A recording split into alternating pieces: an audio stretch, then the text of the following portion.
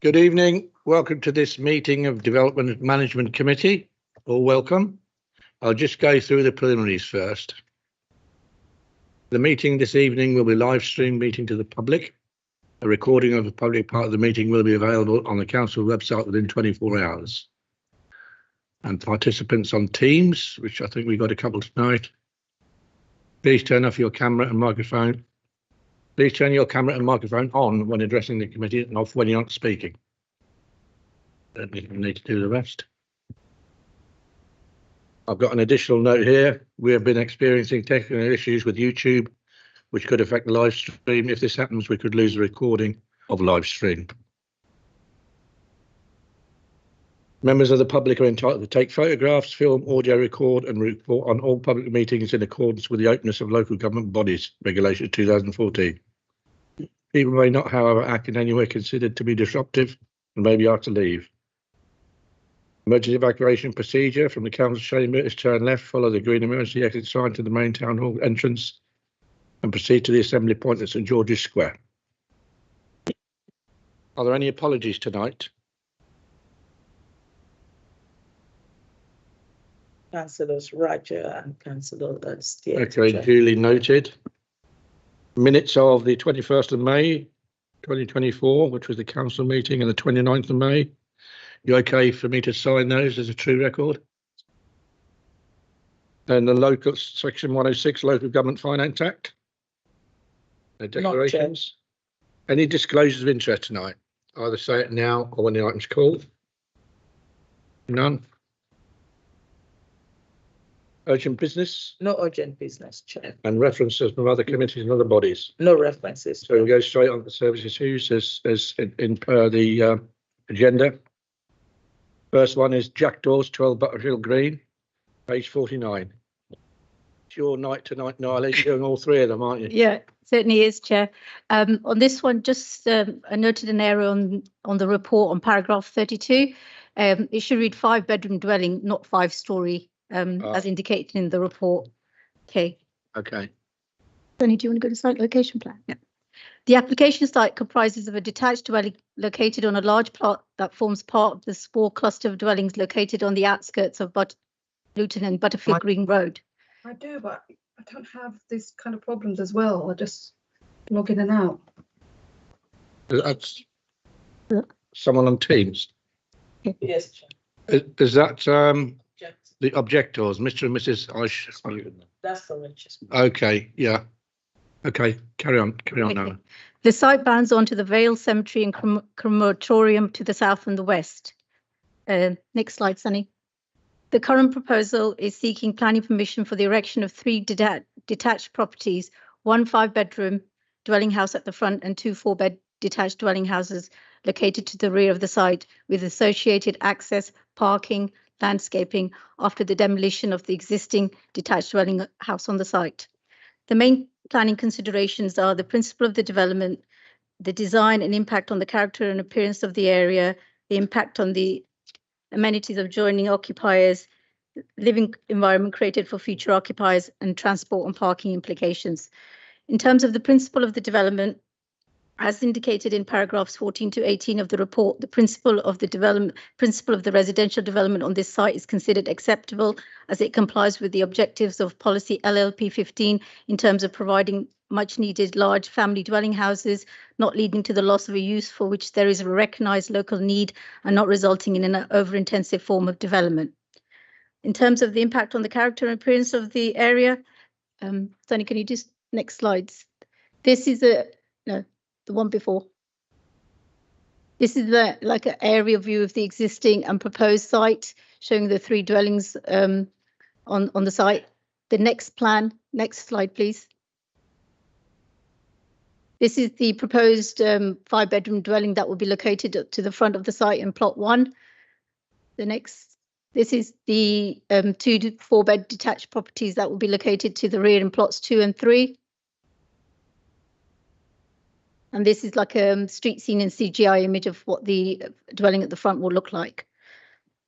This stretch of Butterfield Green consists of 4 detached properties, all of varying scale and design, and therefore the scale and design of the proposed dwellings is not considered to be unsympathetic or out of keeping with the surrounding built form.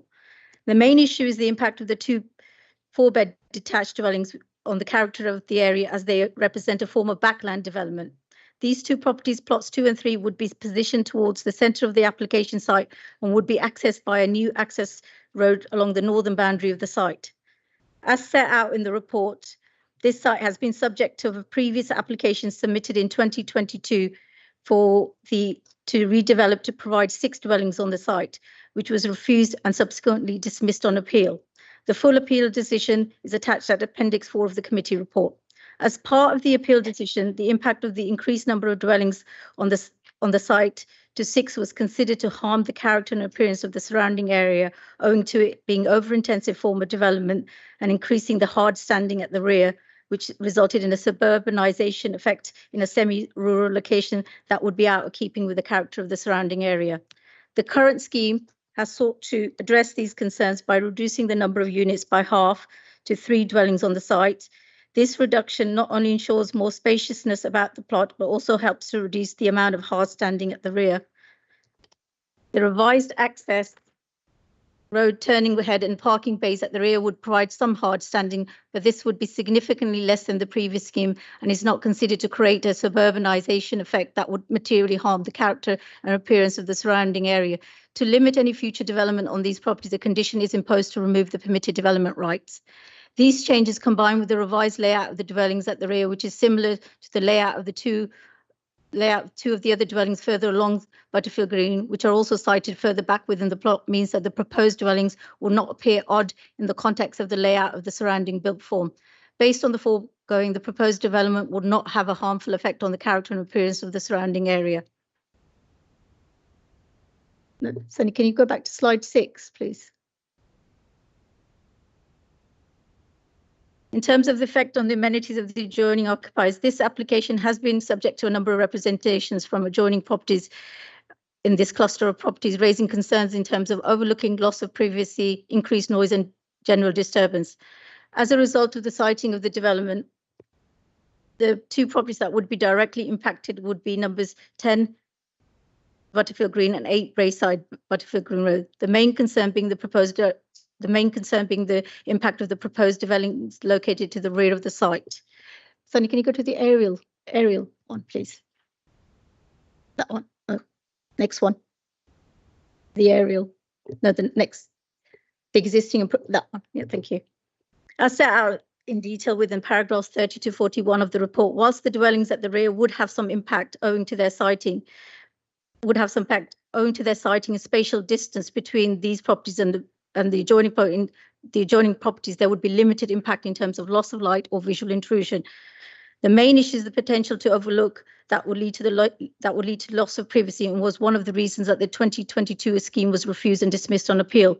To address these concerns, the current scheme has reduced the number of units on the site to half, revised the layout so that the rear dwelling in plot 3, which is the closest to these properties, is set further away from the shared boundary, and that the internal layout is revised so that the first floor window closest to these properties serves a non-habitable room, the bathroom, and would be conditioned to be obscured glazed, limiting any direct overlooking. The ground floor window would be screened by the existing boundary treatment, and the landing window in the flank elevation would also be conditioned to be obscured glazed to limit any direct overlooking into the rear gardens of these properties. In relation to noise and disturbing, owing to the reduction in the number of units, revised layout, the location of the access road and the spatial distance between the proposed dwelling and the existing properties, the impact is not considered significant to warrant a reason for refusal. As a result of the foregoing, the proposed development is not considered to materially harm the amenities of the adjoining occupiers. In terms of the living environment created, as set out in paragraphs 42 to 46 of the report, the overall living environment created for the future occupiers of the proposed dwellings is considered acceptable. In terms of transport and parking implications, the proposal will provide 3 parking spaces for each dwelling, which accords with the current adopted parking standards. And although concerns were raised by residents over highway pedestrian safety issues, the local highway authority have raised no objections to the current scheme. The proposal is therefore not considered to raise any parking or highway implications. In relation to biodiversity and loss of trees, as set out in paragraph 50 to 52 of the report, the proposal does not raise any major implications in terms of biodiversity and ecology. In conclusion, Based on the foregoing, the proposal is not considered to have a harmful effect on the character and appearance of the surrounding area or the amenities of the adjoining occupiers, and therefore on that basis, a conditional approval is recommended. Thank you, Chair.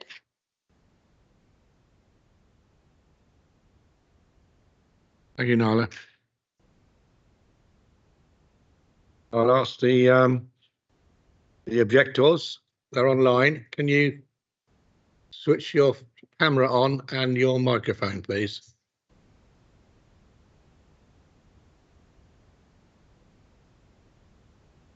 Can you hear me?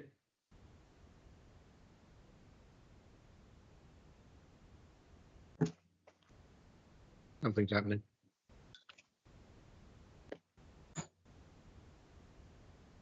Yeah, hi, is that me you're referring to?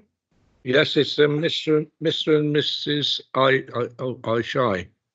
Isiche, yep, that's us. It's Ishai, yeah. I nearly got it right. Yep. Yeah, so the rules are you've got up to 5 minutes to speak. Members of Development Management Committee may ask you some questions, okay? So when you're ready, your 5 minutes starts. Okay, excellent, thank you. Thank you very much for allowing us the time to speak. With regards to the site that we live on, which is Braeside, we were told by the previous owners and neighbours that there's been a number of attempts to develop jackdaws in the past, all of which were rejected, and we understand why.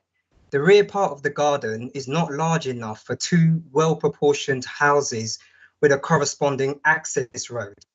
Although not a concern for this committee, I think it prudent to make it public that there has been a covenant on this land since 1928, restricting the use to a single dwelling. The original and subsequent owners of jackdaws have all sought to protect this space for the betterment of Butterfield Green Road, and for good reason. This development removes the privacy of 3 adjoining properties, whose gardens are at present completely secluded from the public eye. The 2 properties at the rear of this development will completely destroy the light, peace and tranquility we currently enjoy at the tail end of our garden. Any rear garden development, such as those commonly seen in more urban and central parts of Luton, would be out of place in such an open, semi-rural and spacious setting as we have here. Any backyard development at Jackdaws would be completely out of character. The proposal remains a clear over-intensification of the site in a semi-rural location, which goes against the current Luton local plan, as per policy LLP1, which states that, quote, all new development in the borough to contribute to enhancing a sense of place, preserve or improve the character of the area. This development neither preserves or improves the character of Butterfield Green Road. Each residential plot on Butterfield Green Road currently has a single dwelling, from the top by Hitchin Road to the bottom where the road meets the Galley and Warden Hills Nature Reserve. This plot deserves one large family dwelling to remain in line with the current street scene and maintain the privacy and security of our rear gardens. The public access road alone will severely compromise the sanctity and serenity of our rear gardens, creating a polluted, low-quality, unhealthy place. Lastly, the large number of agricultural vehicles in all directions from both sides of Manor Farm, coupled with the completion of the Luton Vale Cemetery extension, which has also created vehicular access from Butterfield Green Road, will soon see a significant increase in traffic on the road. A development of this size will see an additional 9 parking spaces, which will further exacerbate this issue. I remind the committee that the previous plans for the cemetery extension were for no additional parking. There's now 4 parking spaces there at present. There was also a plan for only pedestrian access from the main cemetery. That's changed. So you can now drive along Butterfield Green Road to the cemetery extension. So all of these issues with the agricultural traffic and this new development for 9 spaces will just create a traffic nightmare on the road. Thank you for allowing me to speak and address the committee. This is actually speaking. Yeah, thank you very much. Any questions by members? Okay, thank you very much. Then we'll go on to the agent for the applicants now. And you've heard some of the objections by the objectors. I don't know if you want to cover some of those. So same rules apply to you, 5 minutes, whenever you want to start. Thank you, Chair. As set out by the case officer in the committee report, the proposed development is acceptable in principle and will provide much needed family housing in the borough in a situation where there is a significant over-delivery of 1 and 2 bed housing, particularly flats. The proposals address previous concerns raised by the inspector by halving the density development from 6 to 3 dwellings. This has allowed for a large reduction in hard standing to create a more spacious and verdant development to the rear. In addition, concerns relating to the impact on residential amenity have been resolved, not only through the reduction in the density of development, but also by reorientating the proposed dwellings to create an acceptable relationship with a neighbouring garden at number 8 Butterfield Green Road. Plot 3 is set back 3 metres from the common boundary, and the facing flank elevation will include only an obscure glazed landing window, so there will be no direct overlooking of the neighbouring garden.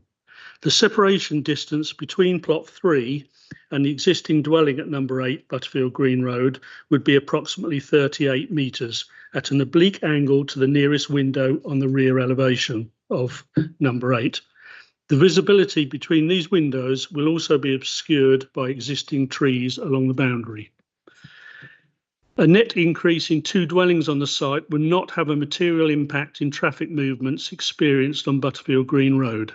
Adequate parking has been provided in compliance with the local parking standards, and no objection has been raised by Highways. The reduction in the number of dwellings and associated reduction in vehicular movements and general activity means there will be no noticeable impact in terms of noise and disturbance. To conclude, bearing in mind there is a clear need for family housing and the fact that the scheme has been amended to address all concerns previously raised, I hope you're in a position to support this high quality scheme. Thank you for listening. Thank you very much. Any questions by members to the applicant's agent? Thank you very much. Questions by members to the planning officer? Councillor Franks, Lee Bridgen. Yeah, just 2 questions, please. I'm looking at the plan at paragraph 7 on page 51. And obviously, because it's black and white, it doesn't have a red line around the total site. Just want to be clear exactly what the total site actually does include.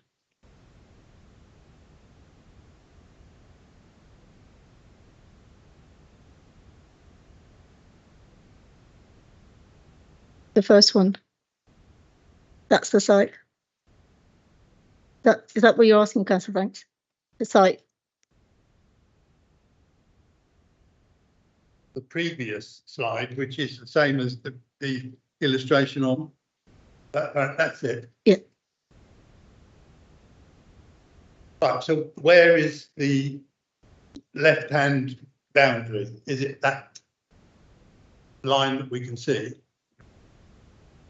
You got a cursor? Yeah, yeah. Where's your cursor on? I'm looking at the left-hand boundary.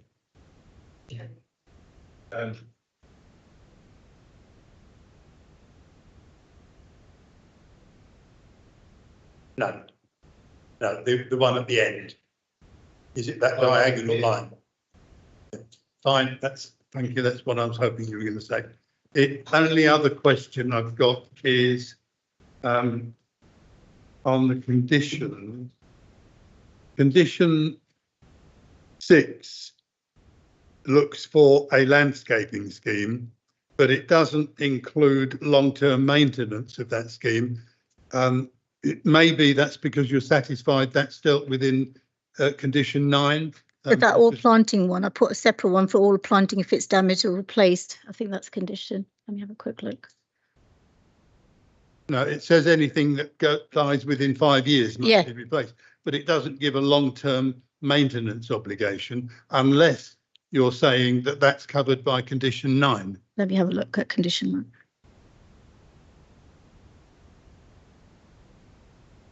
Sorry, let me just go there.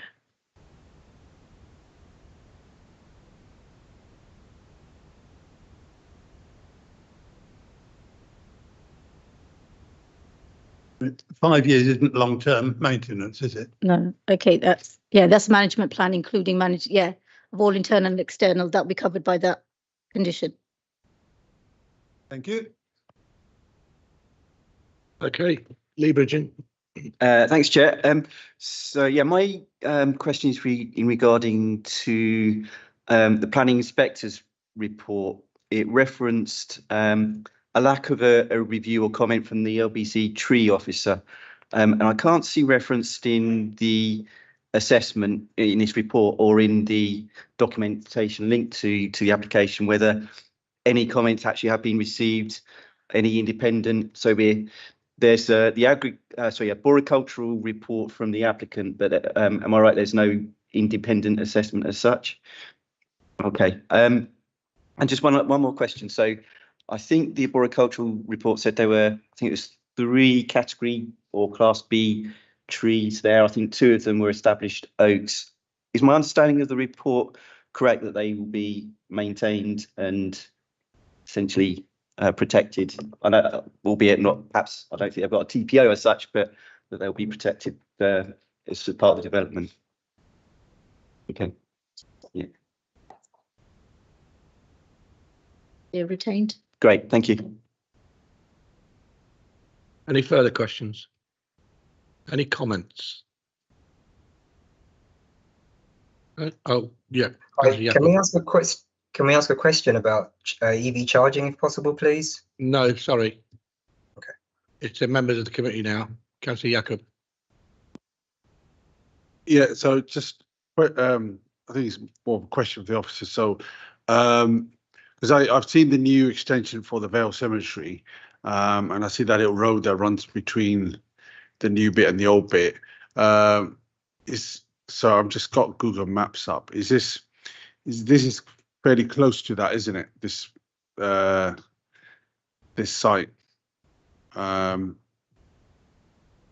So has that been factored in terms of access to those properties, in terms of the traffic impact for that area? So I don't think the impact is that Yeah. significant to kind of have an issue on there. If it was like 5, 6 or 7 dwellings, then I could say, but it's only like 2 additional dwellings on the site.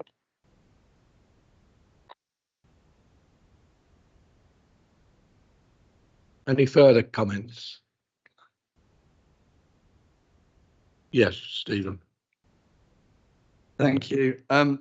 Just a quick one on Google Maps. I know they can be useful, but they could also be out of date. So really, you should just go by the plans that the planning officer includes and also the plans actually within the reports. But I know that sounds a little awkward, but I hope you appreciate they can be quite out of date. Depends what you're looking at, of course, but. Yeah, so yeah, I appreciate, but obviously us members, we have local knowledge, so we know what the area is like. I'm not basing my judgment on that. Just obviously we're going by this, just so we know all parts of the town, so we have our own understanding. But yeah, we're not solely relying on this. Yeah. Okay. Any comments? Any further comments? Okay, so we go to the recommendation. And the recommendation was approve with the attached conditions. So I'll move that. Is that seconded? Seconded, Chair. So we'll go to the vote. Eunice. Okay, starting with Councillor A. Khan Aliyah, for or against? For. Councillor Jisola, please. For. Councillor Ambia. For. Councillor Bridgen. For. Councillor Farouk. Councillor Franks. For. Councillor Hanif. For. Councillor Mead, 4. Councillor Taylor. 4. So that's unanimous, so planning permission has been granted. Okay, thank you very much. We go on to the next one, which is the get the agenda. Asylum Close, page 74. Sunny, do you want to do? The application site is a garage court located on the junction of Waldsbank Drive and Asylum Close. The site currently has single-storey garages and an open car park. The surrounding area is predominantly residential in character, consisting of 2-storey dwellings and 3-storey flats and townhouses. The current proposal, next slide. Yeah, the current proposal is seeking planning permission for the erection of a 3-storey pitched roof building. Next slide. Next slide, please. Next. Yeah. To provide 6 flats, 4 2-bed masonettes and 2 3-bed flats with associated car parking, amenity space and external works after the demolition of the existing 5 garages on the site. The material planning considerations are the principle of the development, design and impact on the character and appearance of the surrounding area, effect on the amenities of adjoining occupiers, living environment created for the future occupiers, parking and transport and parking implications, and biodiversity and loss of trees. In terms of the principle of the development, as indicated in paragraphs 12 to 16 of the report, the principle of the additional residential development on the site is considered acceptable as it complies with the objectives of policy LLP 15 in terms of providing much needed family housing, not leading to the loss of use for which there is a recognised local need and not resulting in an over-intensive form of development. Furthermore, the proposal would also provide 100% affordable housing on the site. In terms of design and impact on the character of the area, Asylum Close and the surrounding area consists of a mixture of 2-storey dwellings and 3-storey flatted development arranged around cul-de-sacs. The application site presently consists of 5 garages and open car park. So can you go back to the block plan?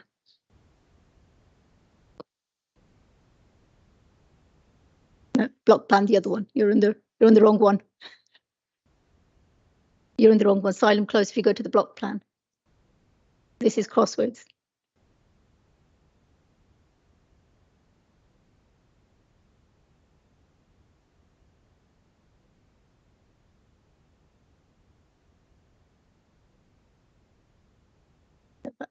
To the block plan. Yeah, that one. Thank you.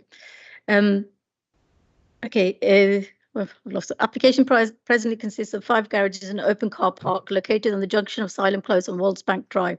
The garages are to be demolished as part of this proposal. The proposed 3-storey block would be sited facing Waldsbank Drive, adjacent to the existing 3-storey flatted development to the south of the site. The proposed building, which has been subject to pre-application discussions by reason of its siting, revised scale and design, is considered to sit comfortably within the context of the surrounding built form. Although, can we do the elevations, please? Street scene. The next one.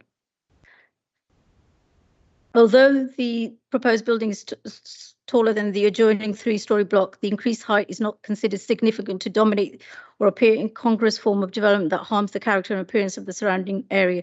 Based on the foregoing, the proposed development will not have a harmful effect on the character and appearance of the surrounding area.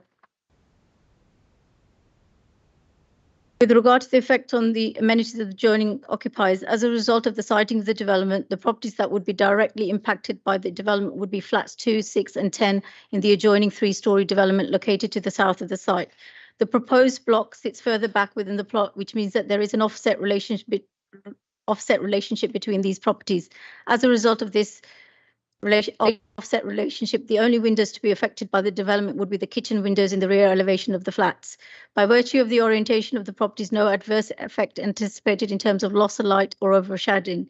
The main concern is in terms of visual intrusion. However, as set out in the report, owing to the separation distance between the blocks, they're separated by a footpath. The size and location of the windows, the proposed block would only partly obstruct views from these windows. Therefore, the overall impact is not considered significant to warrant a reason for refusal. In terms of overlooking to limit any impact, the windows in the flank elevation would be conditioned to be obscured glazed. As a result of the foregoing, the proposed development is not considered to materially harm the amenities of the adjoining occupiers. As set out in paragraphs 33 to 38 of the report, the overall living environment created for the future occupiers of the proposed flats is considered acceptable. In terms of transport and parking implications, the proposal would result in the loss of 15 parking spaces on the site, including the five garages and 10 open car parking spaces. This loss has generated considerable objection from local residents on the grounds that it would increase demand for already limited on-street parking within the surrounding area. The scheme, however, will provide 14 parking spaces, 6 parking spaces for the proposed flats and 8 replacement parking spaces to compensate the lost parking in the area. The proposed parking falls short of the maximum standards, which would require 12 parking spaces, 2 for each flat. The applicants have justified both the loss of the existing parking and the reduced parking for the development on the basis that the site is located in an accessible location within walking distance of schools, shops, medical centres and indoor and outdoor recreational areas, as well as employment areas, which means that there is likely to be less reliance on the need for a car. There are also cycle routes and public transport links located close to the development. In addition, the council has adopted a commitment to make Luton carbon neutral by 2040, and this goal can only be achieved by reducing carbon emissions and car reliance and encouraging people to use alternative modes of transport. Furthermore, the local highway authority have reviewed the submitted transport statement and have raised no objection to the scheme on the parking and highway implications. Based on the foregoing, it is therefore considered that the proposal does not raise any major parking or highway implications. In terms of biodiversity or loss of trees, as set out in paragraph 46 to 48 of the report, the proposal does not raise any major implications in terms of biodiversity. To conclude, based on the foregoing and the committee report, the proposal is not considered to have a harmful effect on the character and appearance of the surrounding area, the amenities of the adjoining occupiers, or raise any major highway or parking implications. On that basis, a conditional approval is recommended. Thank you, Chair. Thanks, Nyla. Stephen wants to come in. Yeah, thank you, Chairman. Just a point about the affordable housing that's mentioned at paragraph 14. Indeed, the site may well be, as it says, 100% affordable housing, but just to add a note to that, which is that this site falls below our threshold to actually secure that housing in a Section 106 agreement. Therefore, you can take it into account as a material consideration, but bearing in mind there is nothing that we will have to actually enforce, and therefore it could be market units. So it's just to keep that in your mind. It is a material consideration, but it's not one that we will be enforcing and obliging the applicant to actually include. Thanks. Okay. We've got the applicant's agent here to speak on behalf of the application. Anish Mistry. Okay.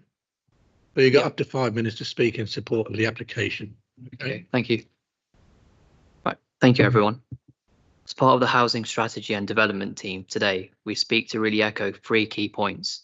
The significant benefits that the development brings to Luton. Number 2, the pressure which the council faces with the need for more affordable housing.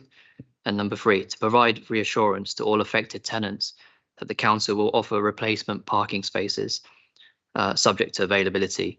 We are fully aware of the concerns raised by tenants and will look to re-provide subject to individual tenants' needs, which we cannot discuss individual cases today. Further consultations with tenants will be undertaken once the HSD team have further certainty whether the principle of the development is considered acceptable before commencing our housing colleagues to contact tenants further. An independent transport consultant, SLR, has carried out parking surveys and concluded that the proposed development provides a sufficient number of vehicle and cycle spaces and is located along cycle and public transport routes for ease of day-to-day journeys. Point number 2, Luton Council faces significant housing issues, with the housing strategy and development team working to alleviate these problems through such development as this one. The latest figures at the end of June were 11,859 households on our housing register, of which 2,807 3 beds are required and 694 4 beds are required. 1,107 households in temporary accommodation of which 127 are currently in bed and breakfast accommodation. These include families with young children. We receive an average of 501 homelessness approaches every month between April to June. The council requires much needed high quality affordable homes for the most vulnerable and needy persons, especially in a town where land is scarce and limited to small brownfield infill sites. The benefits of providing these 6 homes significantly outweighs the requirement of these existing few garages at Asylum Close, which are mostly used for storage of possessions following our garage survey. In addition to transport survey, we have carried out garage surveys, as just mentioned, and as mentioned, we're happy to include a pre-commencement condition if needed to honour that all tenants will receive a parking space. Lastly, point number 3, the benefits of the scheme. These are high quality units. They're generously sized in accordance to NDSS standards with amenity space in accordance with planning policy requirements. It's a sustainable development. They're timber frame construction. They have excellent levels of high performance insulation, which are above minimum building regulation requirements. And this is to help deliver low energy housing for our tenants and reduce fuel poverty. The massing, scale and height and form of the building is in keeping with the surrounding context. We have reduced the number of stories by 1 to ensure that the proposals are sympathetic to the surrounding area. The proposal essentially maximizes and utilizes the site better and provides passive surveillance and could potentially reduce antisocial behavior. Thank you. Thank you. Any questions by members to the applicant's agent? Okay, thank you. Oh, yeah, Councillor Mead. Thank you, Chair. I don't know whether you're the right person to ask this, but on the parking, will it be allotted, the parking? Will, residents have a numbered slot to park in, or is it a free for all and sundry? We haven't discussed the details of that, but we could look to include that because we've provided an additional 8 spaces to replace the 5 that we're losing. So we could allocate a space, but that's subject to further detail and our conversation with housing allocations and management. But we could do that. It's my experience on this type of parking lot that you get cars parked there and they're not moved from one month to the next. And I'm wary of any scheme like this will become choked or residents won't be able to park because people have parked and walked off for whatever reason and left their car there. Can we have some assurance that isn't going to happen here?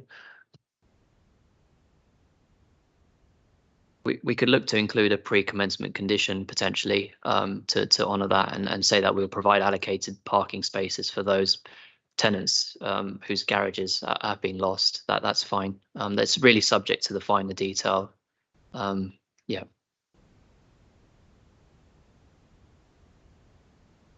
Okay. Councillor Franks.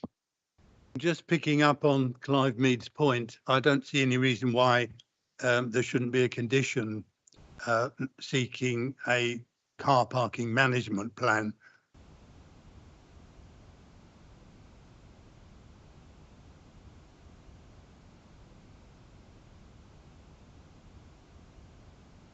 Can I just ask, is the planning officer happy as part of a recommendation to add that management plan? Yeah, great, thank you. Okay, any further questions? Any comments? Councillor Jacob? Yeah, I suppose an idea to overcome the car parking challenges would be to, like Councillor Mead said about people that don't live there parked, perhaps some sort of resident permits could be used for that, like in other parts of the town.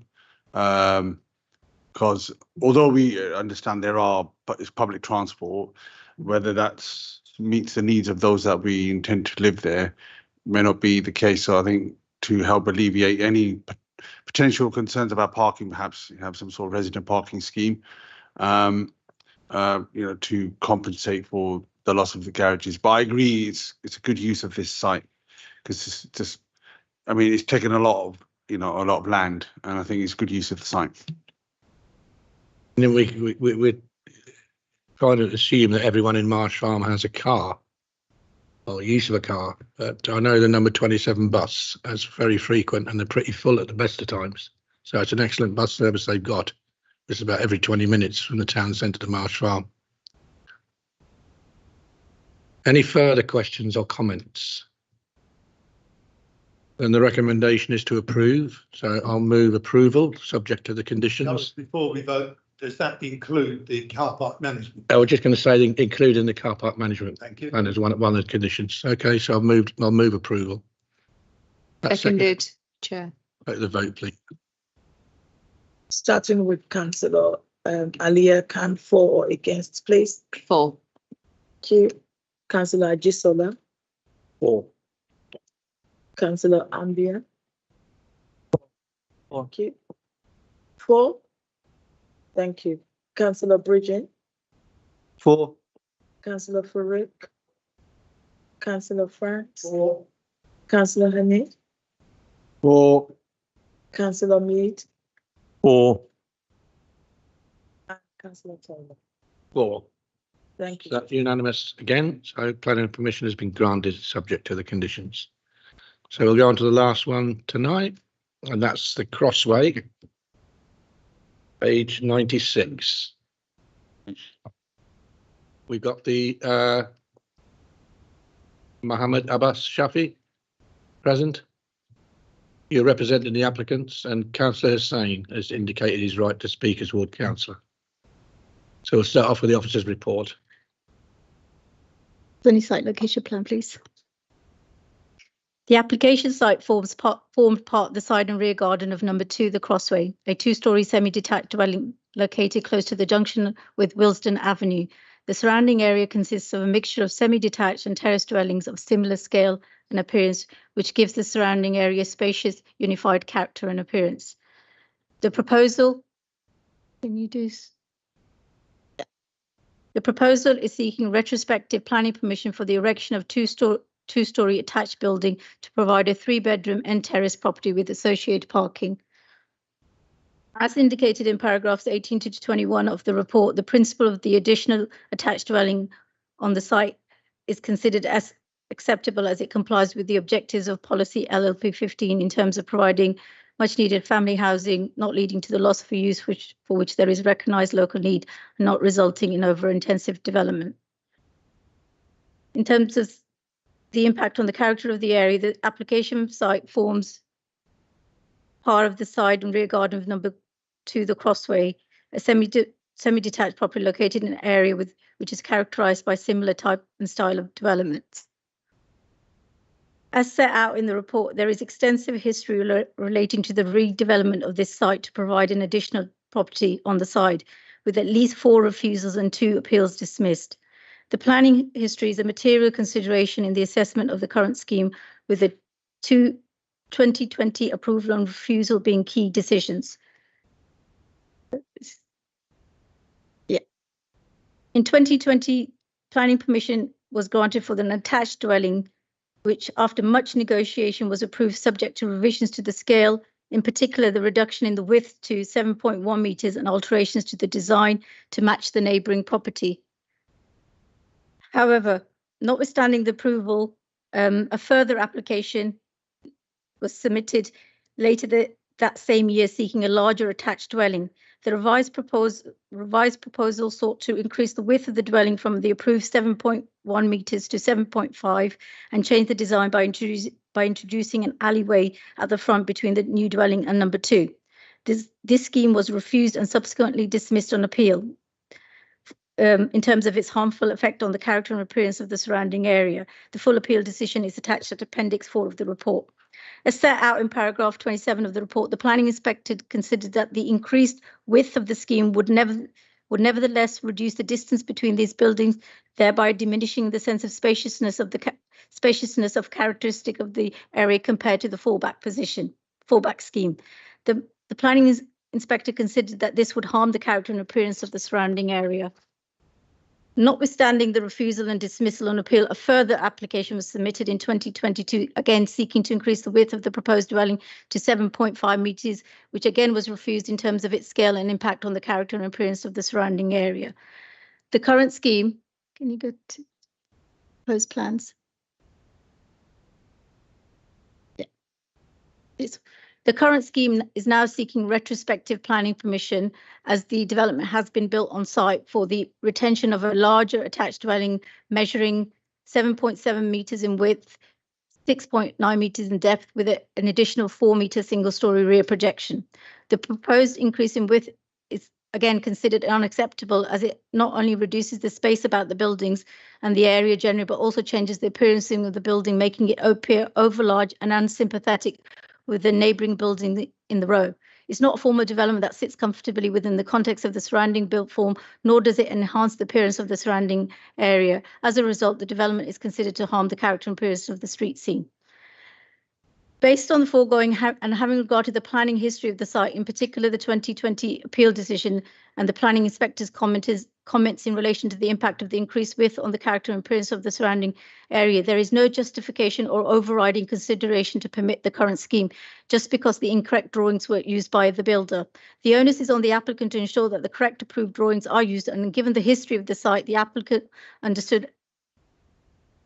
was aware that the larger scheme would not be considered acceptable on this site. By allowing the scheme, the local planning authority weakens and undermines its own position in this case, which was supported on appeal on 2 separate occasions. Furthermore, it also weakens the local planning authority's position in terms of acting against unlawful developments, as it has the potential to set precedent that developments that are not built in accordance with the approved drawings would still be permitted if retrospective planning permission is sought.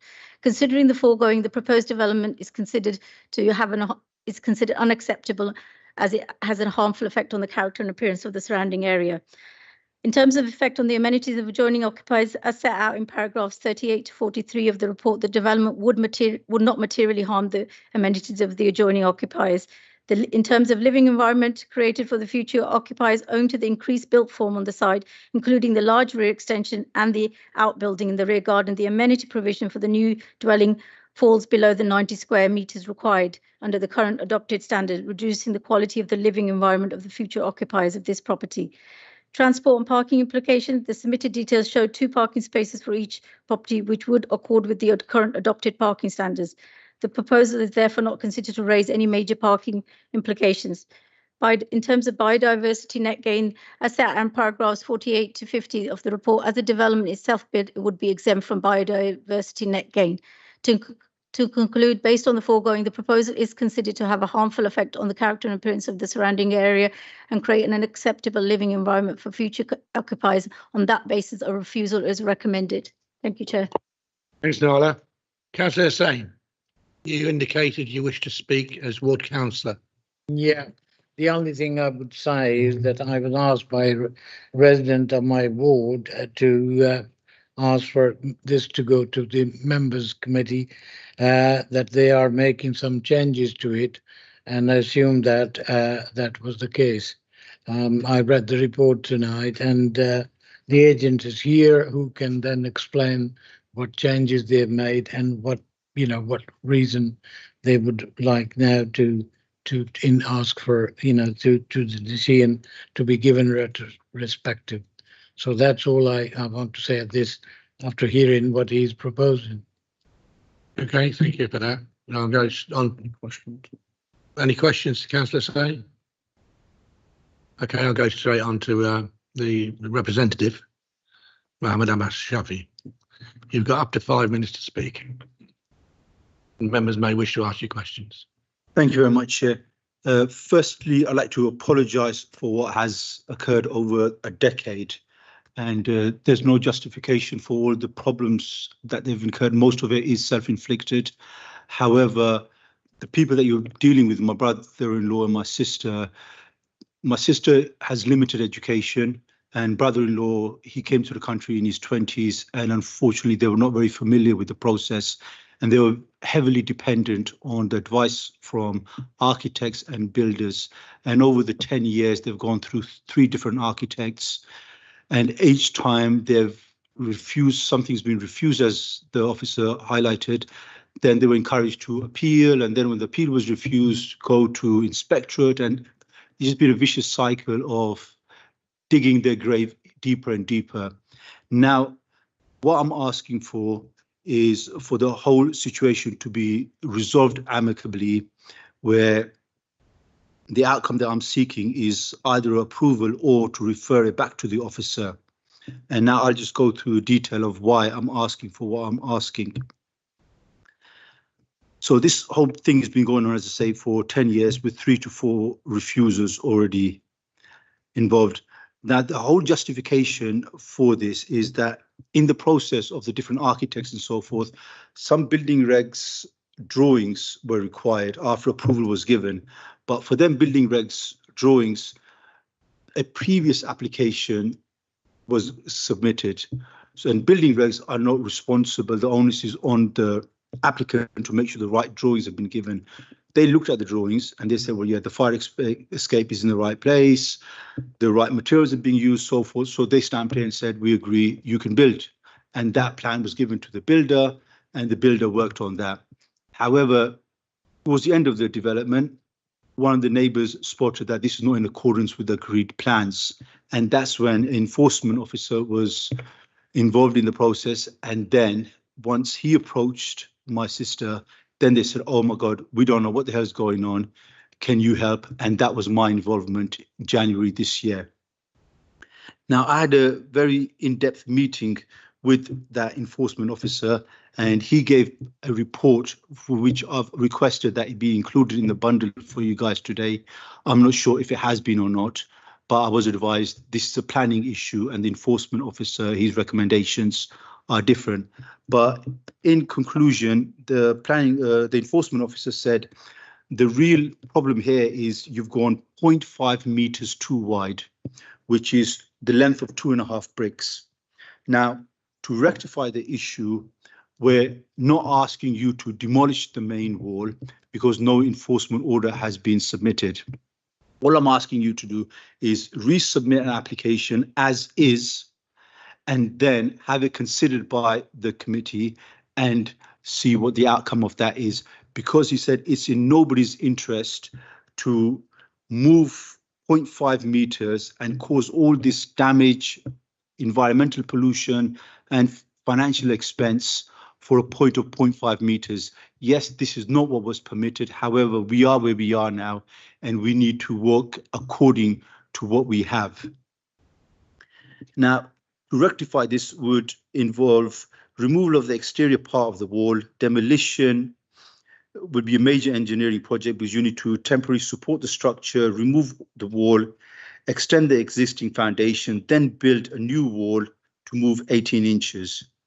This, as he said, would be ridiculous, and there is no scope. And there is a scope for a workaround. So he explained that we need to do as I've just explained to you. Now, the head of the planning in their report, they basically have given reasons for refusal. 1, scale, design and impact and other character appearance. 2, living environment created for future occupiers. Now, the main crux of this is when the building work started, then this builder said, oh, permitted development rights allows you to go back, so forth, and you can have an outbuilding. And because of their lack of knowledge, they said, oh, yeah, that sounds good. Yeah, go ahead, do that, do that. But what they were not made aware of by the builder, but they should have done by the planning consent that was already given to them, in condition 8, permitted development rights did not apply to this work. And unfortunately, they didn't know this, and they made the errors that they made. Now, can I ask you to wind up now, please? Sure. So basically, all in the report of the planning officer, there's loads of points that are in favor of what has carried out. Point 16, no significant issues have been raised towards the development. 19, 20, 21, all in favor. Point 30, acknowledge current issues due to incorrect drawings used. That was cited by the officer in the report. 41 to 50, all in favor. Point 51, living environment created. Now, the main argument here is that the width of the garden will not be sufficient. We can reduce the outbuilding to make sure that we are within the limits, and that can be the agreed condition of the Okay. pre-commencement. Yep, got it. Thank you very much. Okay.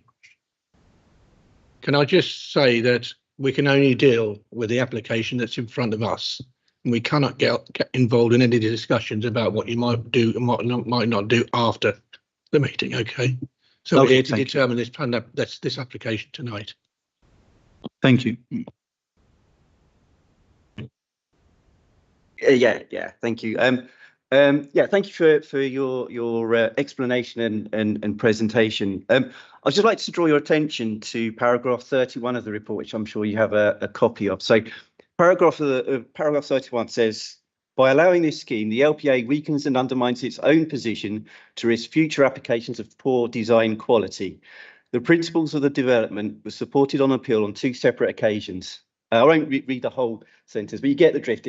By voting in favour of allowing this development, we will be putting, as I guess, custodians of the local planning authority, we'll be putting the local planning authority in a very difficult position to be able to enforce on future occasions. So I'd just like to see your comment as to why you would suggest that we should approve this application, putting us as a local plan authority in that situation, as opposed to perhaps seeking other routes to correct the situation with those who have given bad advice, possibly through, well, I'm not going to give advice, but possible through legal routes. Okay, so each and every development is assessed on its own individual merits. Of course, you abide by the local plan and other regulations. And unfortunately, we have now a situation where a building has been made, it's at a certain height, it's pretty much complete. And now for us to look at this as if there's nothing there would be incorrect. Whilst it was 0.5 meters too wide and the permitted development rights, that shouldn't have occurred. The fact of the matter is we find ourselves in a position where we are now. And now all we can do is minimize the environmental damage. Obviously, you don't have a consideration for the financial situation necessarily, but to demolish all these bricks and the foundation and whatever else has been done, it will be in nobody's interest. To quote the enforcement officer, it doesn't benefit anybody to demolish everything and start again. We need to work around a solution that is acceptable to everybody. Hence why I've asked for it to be referred to the planning officer if you will not approve this.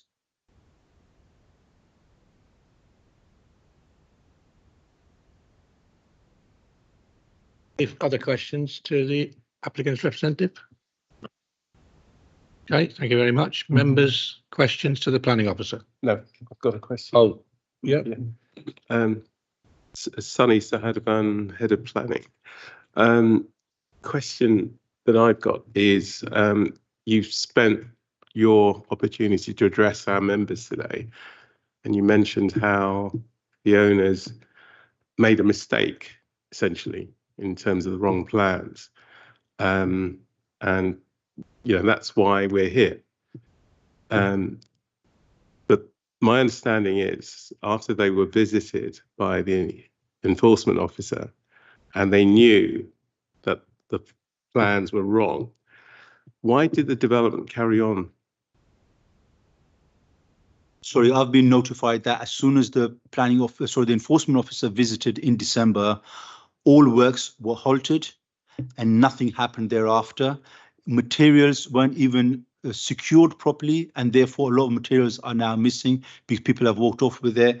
And my initial interaction with the enforcement officer was, as I think I've given a date before, in the start of 2024. And how I saw the development then is exactly how it was 2 days ago when I was there physically counting how many bricks are on that wall. So no works continued after the enforcement was involved in the matter. That's not our understanding of the situation. What proof is there for this? Because I've been told the other. I visited the property last week and we examined how much more has been built since the property was visited by the enforcement officer. Well, this can be rectified very easily because the enforcement officer took photos on the occasion. So you could look at what's there today against them, photos that he took. He obviously took them, I didn't take them. And you can find out what's what from there. That's very easy to prove. Obviously, I'm not going to support any illegal activity. Enough mess has been created here already, and I would not encourage any more. And I have the responsibility that nothing has happened from the day that I was involved, and I visited that site by enforcement officer. If that is not the case, then of course you give proof of that and punish as you see fit. Okay. Any further questions to the agent? Sorry, I'm not the agent, I'm the brother. Well, you're acting as an agent for the developer. No one's It's not giving your me. development, is it? No, but So you're acting as an agent for the developer. okay, thank you. It's a loose term. Okay, questions by members to the planning officer? Any comments? Okay, well, the report is before you and the recommendation is to refuse with the reasons for refusal outlined in the report. And I'll move refusal. Is that seconded? Seconded. Vote please, Eunice. For or against again, please. Councillor Aliyah Khan, please. For. Thank you. Councillor Ajisola, please. For. Thank you. Councillor Abia, please. For. Councillor Bridgen, please. For. Councillor Farouk, please. Councillor Franks, please. Councillor Hanif, please. For. Councillor Mead, please. For. Councillor Taylor. For. Okay, so the application has been refused for the reasons laid out in the report. Thank you very much. The end of the business tonight. Thank you for your attendance. And we'll see what we're doing in August. What were we doing in August again, Sonny? We're looking at the agenda